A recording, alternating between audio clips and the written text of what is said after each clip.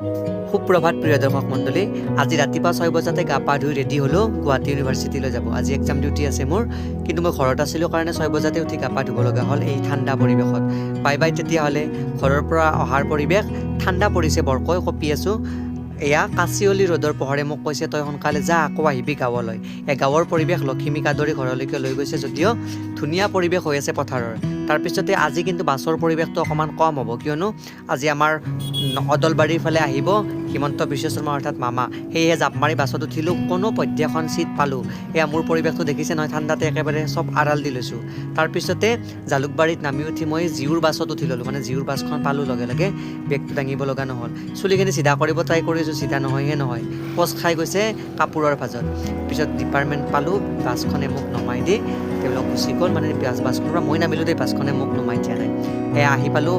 academic building গাঁৱৰ ঘৰত গ'লে গুৱাহাটীলৈ আহিব মন নাযায় আৰু গুৱাহাটীৰ ঘৰত থাকিলে গাঁৱৰ ঘৰলৈ যাব মন নাযায় কিন্তু ইউনিভাৰ্চিটি আহি পালে সকলো পাহৰি যাওঁ এয়া নিজৰ ৰুমটোত সোমাই বিভাগৰ সকলো ঠিক ঠাক কৰি ল'লোঁ এক্সাম ডিউটি দিয়াৰ কাৰণে নিজকে প্ৰস্তুত কৰি ল'লোঁ ভাবিলোঁ মূৰখিনি অকণমান ফনিয়াই লওঁ মানে মূৰৰ চুলিখিনি অকণমান ফনিয়াই লওঁ কিন্তু কি কৰিব কষ্ট বিফল এই মেগী যেন চুলিখিনি চিধা নহয়হে নহয় ৰাতিপুৱাই গা পা ধুই জিকা পোৰাতে চুলিখিনিৰ ওপৰত কাপোৰখন মেৰিয়াই লৈছিলোঁ নহয় চুলিখিনি একেবাৰে একেৰা বেকেৰা মেগী যেন হৈ আছে তাৰপিছত দাড়িয়ে চুলিয়ে মুখে চুচি লৈ কষ্ট বিফল যদিও সম্পূৰ্ণৰূপে সাজু হৈ ল'লোঁ পৰীক্ষা ডিউটিৰ কাৰণে বলক তেন্তে পৰীক্ষা ডিউটি দিব যাওঁ আজি PG 3rd ছেমিষ্টাৰৰ এক্সাম ডিউটি আছে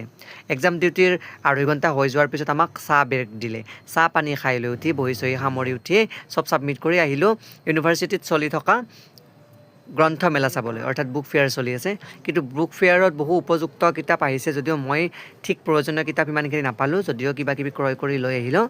এয়া আমাৰ ইউনিভাৰ্চিটিত আয়োজন কৰা বুক ফেয়াৰৰ এটি ক্ষুদ্ৰ অংশ এয়া বুক ফেয়াৰৰ পৰা আহি থকা সময়ত মই অকণমান নিজৰ মুখখন দেখাই দিছোঁ মুখখন একেবাৰে কুৎচিত দেখা হৈছে শীতলতাই মোকো গ্ৰাস কৰি তুলিছে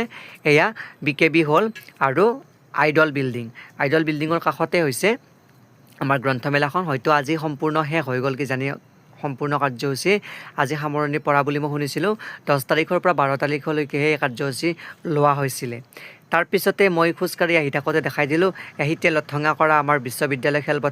খেলপথাৰত নতুনকৈ কনষ্ট্ৰাকশ্যনৰ কাম চলি আছে নতুনকৈ খেলপথাৰখন নিৰ্মাণ কৰি আছে বিশ্ববিদ্যালয়ত পূৰা শীতলতাই বিৰাজ কৰিছে তাৰপিছতে শীতলতা খেদাৰ উদ্দেশ্যে মই আহিলোঁ